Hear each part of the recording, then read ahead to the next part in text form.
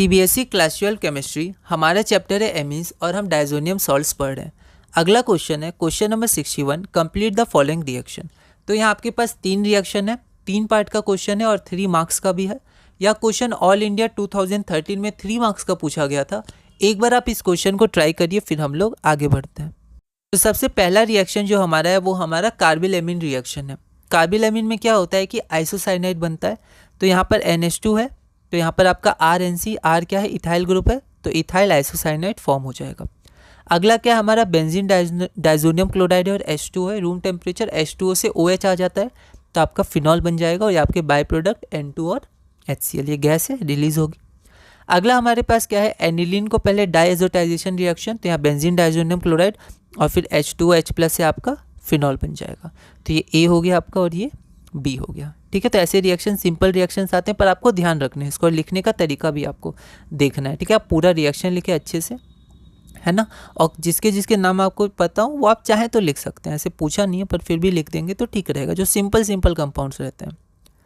अगला है हमारा 62, है ना। अब जैसे यहाँ पर मैंने पूरा स्ट्रक्चर नहीं बनाया, आप चाहें तो ऐसा पूरा स्ट्रक्चर भी बना सकते थे, पर क्वेश्चन के हिसाब से आगे बढ़े तो आप देख लीजिएगा कैसे आप मॉडिफाई कर सकते हैं अपने आंसर्स को।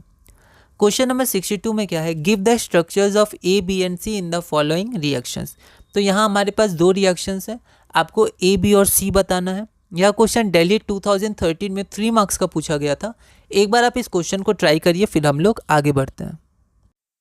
तो यहाँ पर हमारे पास बेंजीन डाइजोनियम क्लोराइड है, इसको हमने CuCN के संग रिएक्ट करवाया, तो आपका CN ग्रुप आ जाएगा। ठीक है, तो यहाँ पर आप क्या बन जाएगा, बेंजोनाइट्राइल C6H5CN। उसके बाद H2 है तो हाइड्रोलाइसिस हो जाएगा, तो CN आपका कन्वर्ट हो जाता है C डबल बॉन्ड OH में, कार्बोक्सिलिक एसिड, आप उसमें हमने देखा था प्रिपरेशन ऑफ एसिड्स में।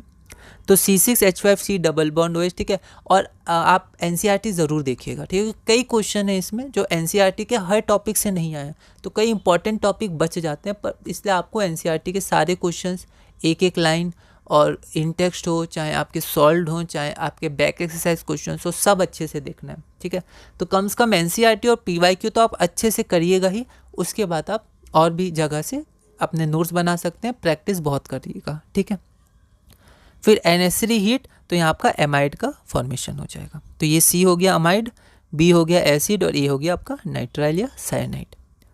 तो ये ABC मैंने लिख दिया, स्ट्रक्चर बोला गया था इसलिए लिख दिया, और यहाँ तो डायरेक्ट स्ट्रक्चर ही बना दिया। ठीक है, तो आप अपने हिसाब से देख सकते हैं आपको कैसे रिप्रेजेंट करना है अपने आंसर। ये देखिए आपके पास क्या है, नाइट्रोबेंजीन SN+HCl रिडक्शन हो जाएगा NH2 में, प्रिपरेशन ऑफ अमीन्स में देखा था। NaNO2HCl, ये कौन सा रिएजेंट देख के ही आपको पता हो जाना चाहिए, इतनी आपको प्रैक्टिस करनी है, रिवीजन करनी है, आराम से हो जाएगा, बस आप धीरे धीरे आगे बढ़िएगा। ठीक है, ये हमारे पास क्या हो जाएगा, बेंजीन डाइजोनियम क्लोराइड और H2O से OH आ जाएगा तो फिनॉल बन जाएगा, तो C आपका फिनॉल हो गया। चाहे तो आप नाम लिख सकते हैं फिनॉल, एनिलीन, पर कोई दिक्कत नहीं, पूछा नहीं था, स्ट्रक्चर पूछा है, बाकी आप देख लीजिएगा।